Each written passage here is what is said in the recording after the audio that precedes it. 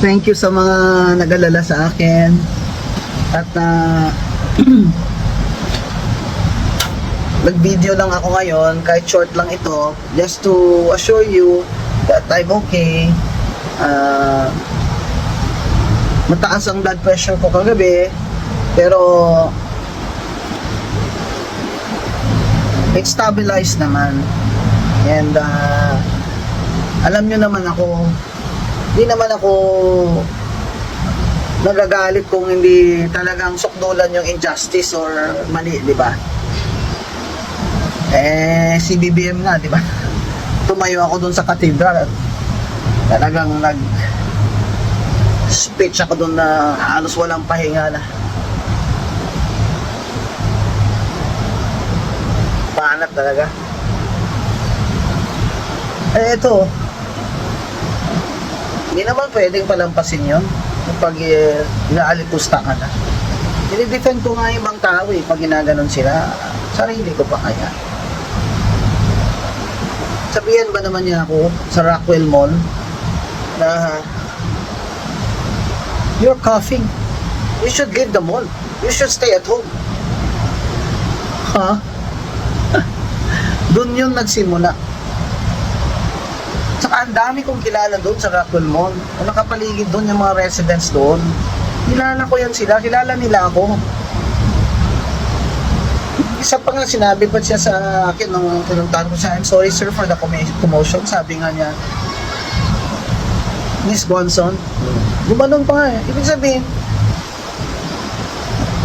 napahiya talaga ako doon sa ginawa ng tao yun. Sabihan ka ba naman?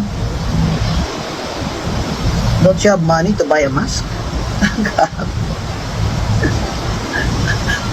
Bawal pala sa kanya kahit umubo ka lang minsan. Kahit nasa public ka, Rockwell Mall ka. Ano yung mga tao doon? They're very courteous, ha? You say hello to each other, you know, familiar faces. Obviously, hindi siya taga doon. Later we found out, hindi talaga sila taga doon. Kasi nung nasa police station na sila, siyempre may mga ID na sila. Nagreklamo po talaga ako sa police and filed the case for unjust fixation and grave oral defamation last night. Kahit gabing-gabi na I wasn't feeling well and I'm tired and I had no dinner.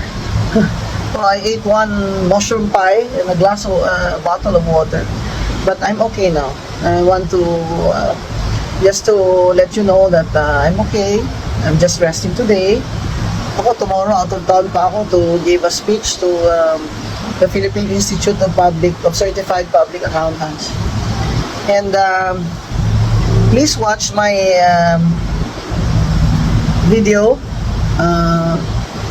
in PGMN, Peanut Gallery Media Network. And subscribe to my YouTube, Queen of Bardagulan. Kasi those are, yan sa YouTube ko po, I will post my full video telling you what happened. Kasi many people naman na kontra sa akin are taking advantage of this to malign me. Pinapaalala ko lang po sa tumuha ng video na bawal po talaga sa batas yun, kaya pinagbabawal yun sa Rockwell Mall. You have violated my right to privacy and that is a criminal offense. Kaya sana po pag nakita nyo yung video ko later, maybe later this afternoon, ay mas makita nyo yung buong katotohanan and story, and you can comment and if you like to defend me in any Facebook post. Thank you very much. I'm okay. I'll just rest today. I'll stay home and rest today. I'm monitoring my blood pressure the whole day, but I'm feeling okay. Thank you. Thank you very much to all those of you who are concerned for me and supporting me and who love me.